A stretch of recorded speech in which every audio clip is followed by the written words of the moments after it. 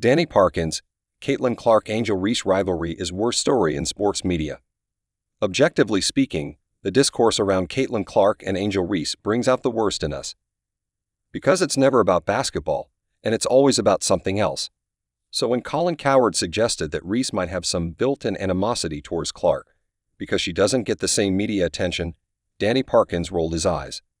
It doesn't bother Cowherd that Reese doesn't like Clark. He didn't say hate, like Robert Griffin IE did, but that suggestion entirely is taken on a whirl of its own with each passing headline. But Parkins' issue isn't with his @1 cohort.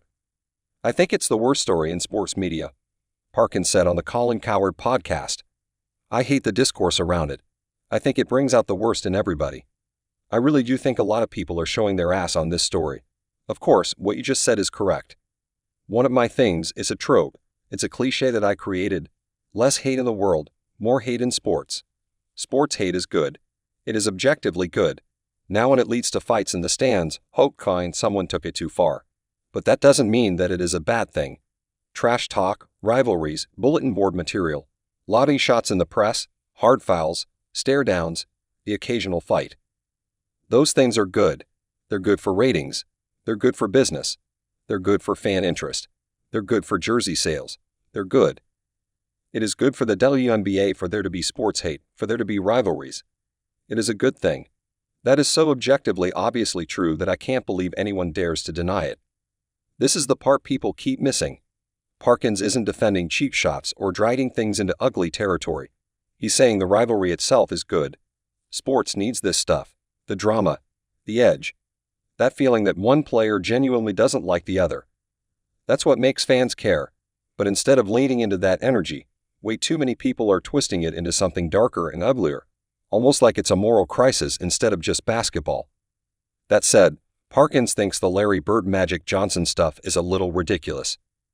Because Bird and Magic in terms of talents were kind of equals, Parkins explained. This is more like Michael Jordan and Bill Laimbeer. They were rivals, but they're not really the same type of player, right? They hated each other. They had great moments, but they were not like it was like, you know who carried the NBA popularity? Michael Jordan and Bill Laimbeer. It was not how we describe it. He's not wrong. Clark and Reese are both stars, but only one of them is changing the entire conversation around the league. That doesn't mean Reese doesn't matter. It just means we don't need to pretend this is some perfectly balanced rivalry like Bird Magic. It's not.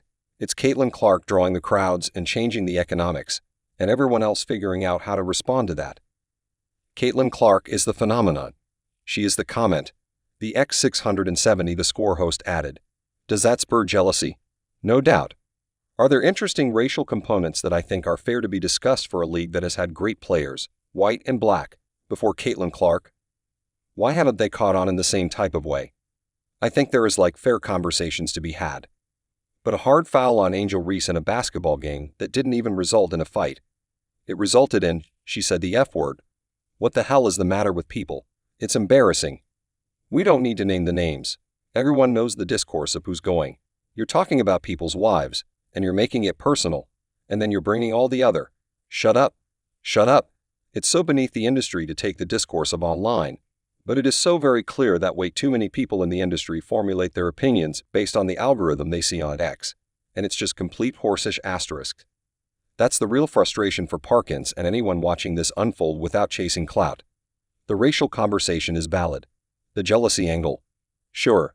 But instead of thoughtful discussions, we get performative outrage and pundits latching onto whatever's trending on X and turning it into TV content.